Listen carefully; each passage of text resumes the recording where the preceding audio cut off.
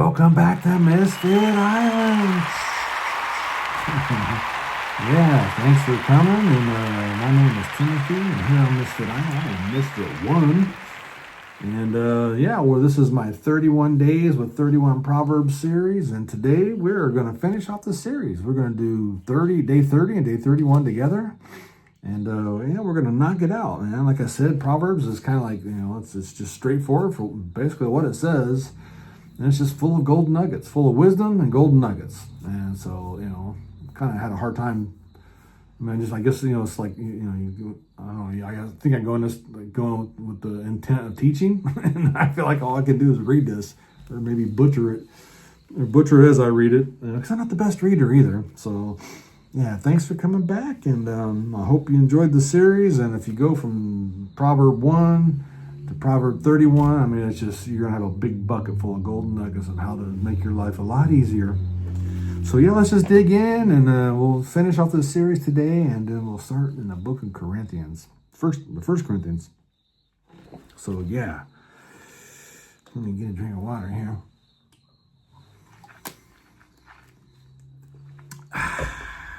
You ready? You all prayed up? All right, so let's go. Day 30, chapter 30. Wisdom of Agur, A-G-U-R. The words of Agur, the son of Jakey, his utterance. This man declared to Ithiel, these names, to Ithiel and Ukal. So here, let me spell them to you.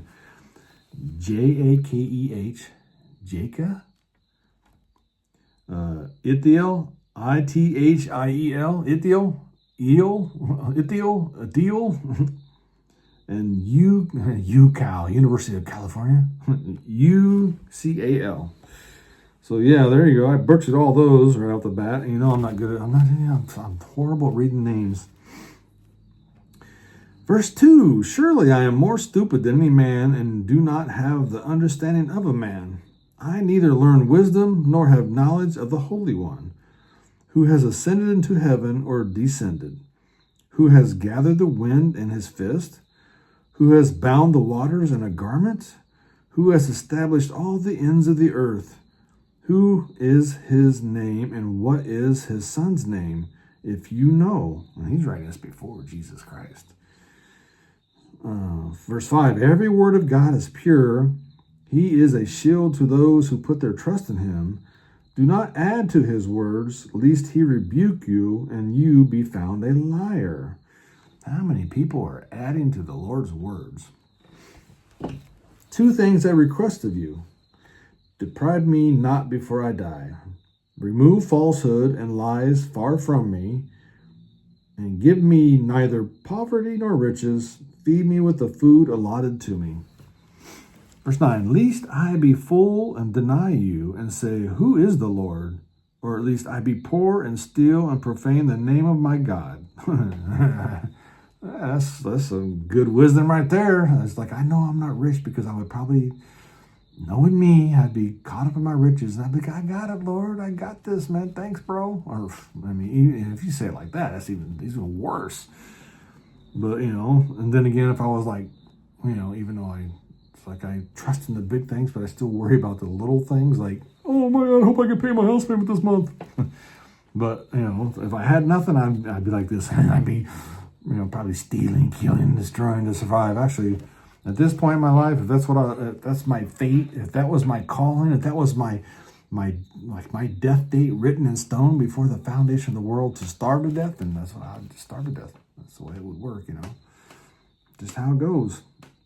I'm ready, man. I'm ready for, whatever's to take place. In prison, beaten for my faith, or raptured out of here before the chaos hits. I'm ready. Verse 10, do not malign a servant to his master, lest he curse you and you be found guilty. There is a generation that curses its father and does not bless its mother. I think we're in that generation now. There is a generation that is pure in its own eyes. I'd say we're in that now. It is not washed from its filthiness. There's a generation, oh, how lofty are their eyes, and their eyelids are lifted up. There's a generation whose teeth are like swords, and whose fangs are like knives to devour the poor from off the earth and the needy from among men.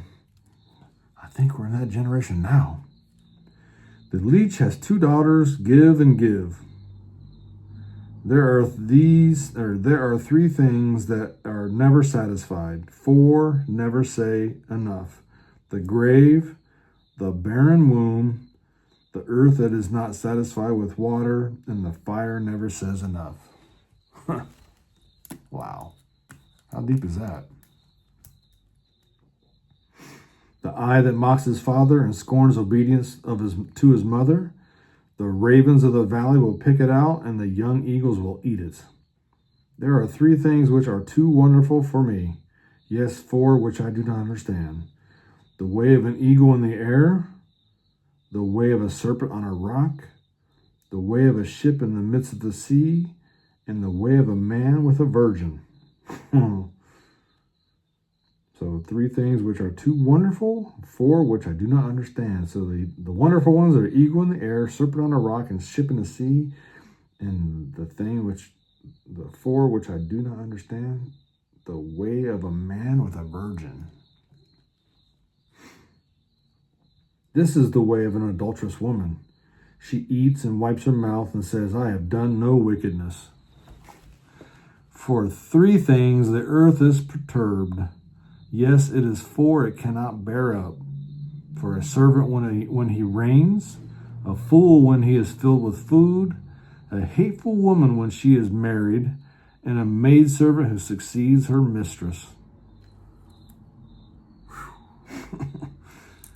Some nuggets, golden nuggets. There are 4 things which are little on the earth, but they are exceedingly wise. The ants are a people not strong, yet they prepare their food in the summer. The rock badgers are a feeble folk, yet they make their homes in the crags. The locust hath no king. Mister used to always use this one. He's like this little nugget here to let you know that these locusts in the book of Revelation, they have a king, so it's not a literal locust.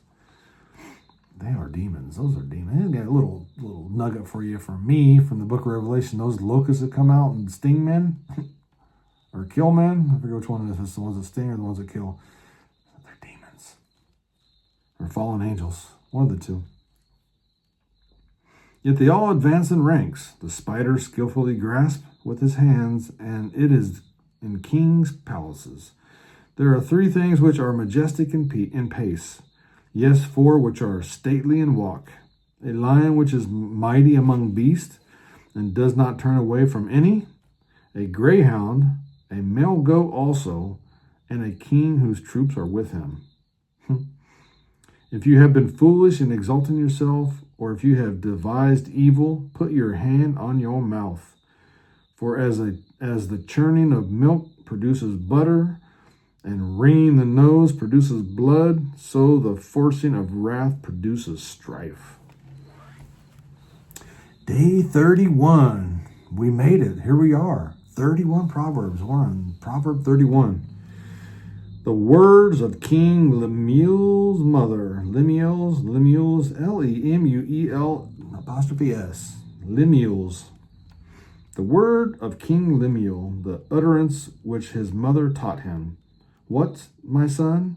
And what, son of my womb? And what, son of my vows? Do not give your strength to women, nor ways to which destroys kings. Do not give your strength to women. We have a term for that. Something in a jar here in America.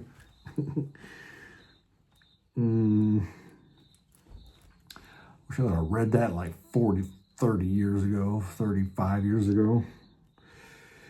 Verse 4, it is not for kings, O Lemuel.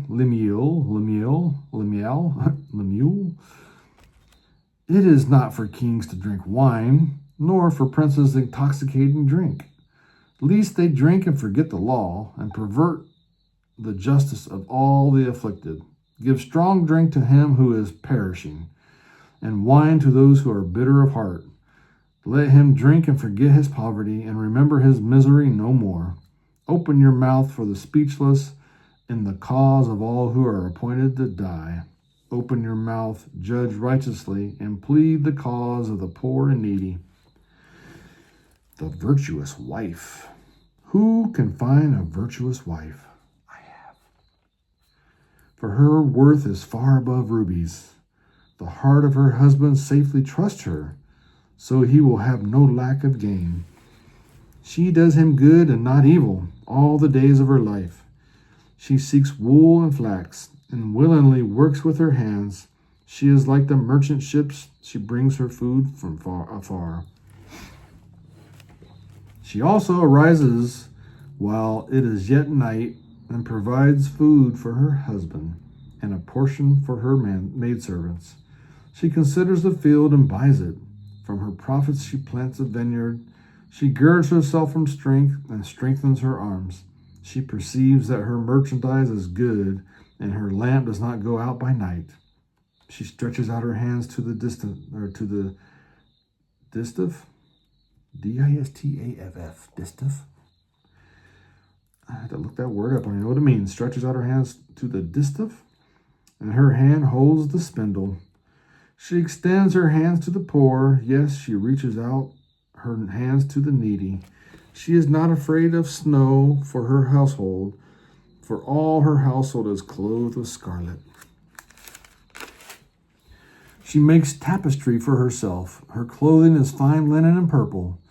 Her husband is known in the gates when he sits among the elders of the land. She makes linen garments and sells them, and supplies sashes for the merchants. Strength and honor are her clothing.